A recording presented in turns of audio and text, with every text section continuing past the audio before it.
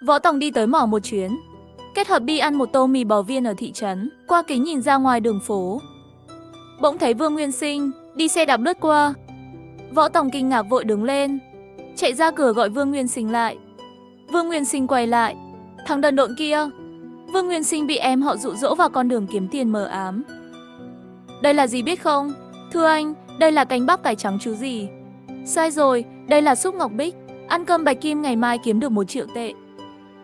Nhớ lại chuyện hôm qua, Vương Nguyên Sinh cảm thấy việc làm của em họ xa vời quá, không đáng tin. Quay lại hỏi ý kiến của Võ Tòng, kéo chồng của Tích Nhi trở lại. Đó là ý tôi muốn nói. Võ Tòng, anh nghĩ việc làm của hắn không kiếm được tiền.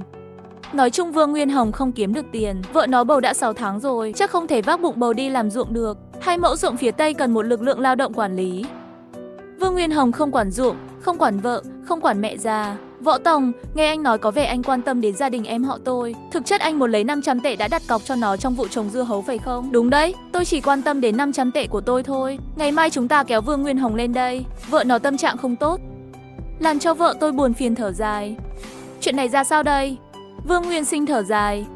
Anh biết chỗ ở của thằng em họ chưa? Biết rồi, chúng nó đang chờ tôi mang 600 tệ tới, nên tôi mới quay lại hỏi anh nè. Anh nói tôi có cần đi gặp nó không? Vương Nguyên Sinh, hôm nay anh kiếm được 500 tệ rồi, anh có nên đi nữa không? Cái gì? Tôi làm sao hôm nay kiếm được 500 tệ? Tôi vừa về từ mỏ, có nhiều cách kiếm tiền đây. Vương Nguyên Sinh, ở trong tay tôi đang có 3 dự án kiếm tiền. Trồng dưa hấu, bán thịt cừu non, đào lò nung. Anh suy nghĩ kỹ đi. Vương Nguyên Sinh đã nghĩ rõ rồi. Võ Tòng, tôi thấy rõ ràng rồi. Anh mới là người thật sự giỏi. Tôi theo anh làm. Trưa ngày mai, mình cùng đi thị trấn huyện, kéo em họ anh về. Một xe tải 3 bánh nông nghiệp, 4 người đến chợ nông sản thị trấn Hoàng Nguyên. Chở bãi đỗ xe bên ngoài cổng vào. Võ Tòng ơi, mày không phải nói đi đón 2 xe sao? Chờ đây kéo cái gì vậy? Còn Vương Nguyên Sinh theo làm gì nữa? Anh ấy không phải đi tìm em họ à? Sáng hôm nay, Trường Làng và Dượng Hà bảo dần đi theo cháu trai hăng say đến thị trấn huyện để đón 2 xe mới về làng. Chú Ngân, chúng ta kéo 1 xe tỏi về làng. Chú tính xem kiếm được bao nhiêu? Kiếm được mấy đồng? Thời gian này giá nhập đã là 1 cân 1 tệ rồi. Bắt kịp giá thịt heo rồi, kéo về 1 xe không bán nổi đâu. Chúng ta không có cách nào, phải có cách nào đó để kiếm 1 xe tỏi và quay lại để kiếm tiền. Ngân thúc, Dượng, đợi lát nữa. Lý Bằng và đội trưởng Hứa chắc sắp tới rồi. Lý Bằng và đội trưởng Hứa đi đâu rồi? Có vụ gì à? 2 người đó chạy lên núi Đông Sơn đi thị trấn kéo tỏi. Hẹn giữa trưa về. Vương Nguyên Sinh phản ứng trước. Võ Tòng nói chuyện này có ý gì? Võ Tòng, anh đã làm ăn như này 2 ngày nay rồi à?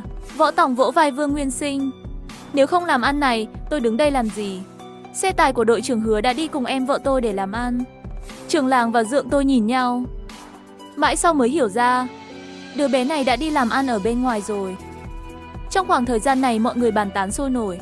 Võ Tòng làm ăn táo bạo, thế mới giải thích sao nó kiếm được hơn 10.000 tệ, mua 2 xe 3 bánh. Võ Tòng, cháu đừng làm chuyện khiến người ta sợ hãi. Chuyến này đi bao lâu? Hằng từ Đông Sơn Tế Thành đến đây. Một mạch mệt mỏi chẳng dừng lại, qua lại 4 ngày. Chuyến này con có tiền.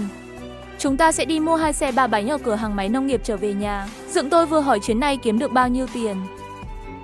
Chiếc xe tải lớn chở tỏi đang xuất hiện, từ từ chạy vào.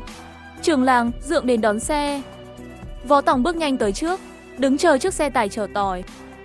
Anh bạn, cần phải nhiều người đón thế này sao? Yên tâm, chuyến đi rất suôn sẻ, chỉ là chân tê mỏi thôi. Anh Hứa, Tiểu Bằng, Tăng sư phụ đã vất vả rồi, chuyến này kiếm được kha khá. Tam tỷ phu cũng ổn, sẽ quen dần dần thôi.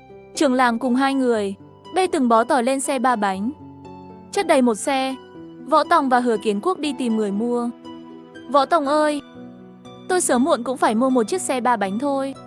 Hê, nếu anh có tiền dư thừa, cho tôi mượn một khoản, tôi cũng mua 1 chiếc. Vương Nguyên Sinh sáng nay sao không nói rõ ràng?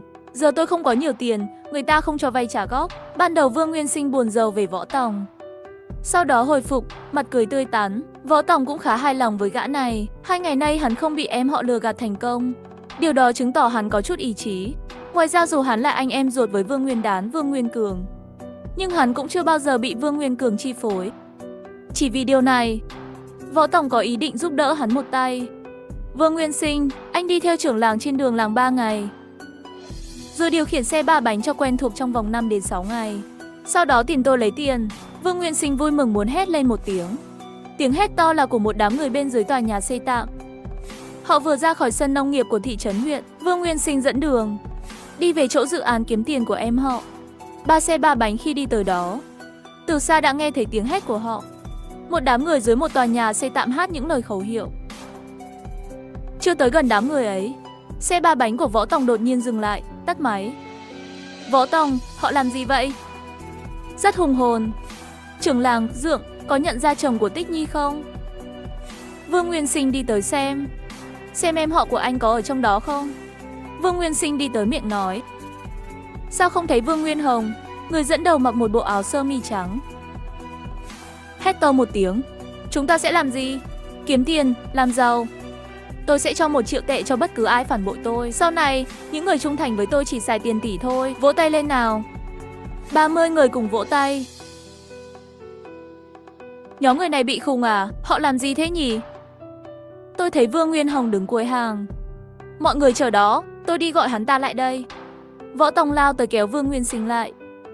Vương Nguyên Sinh, anh không thể gọi hắn ta lại được. Anh thấy đám người kia chưa? Chúng ta không thể gọi hắn ta lại được. Đừng mất công vô ích. Võ Tòng, anh không phải nói sẽ kéo Vương Nguyên Hồng về làng cùng anh sao? Bỏ đi, tôi nghĩ lạc quan quá rồi. Chuyện này sau nói tiếp. Nhanh về làng, chúng ta phải lau cây giống dưa hấu trước.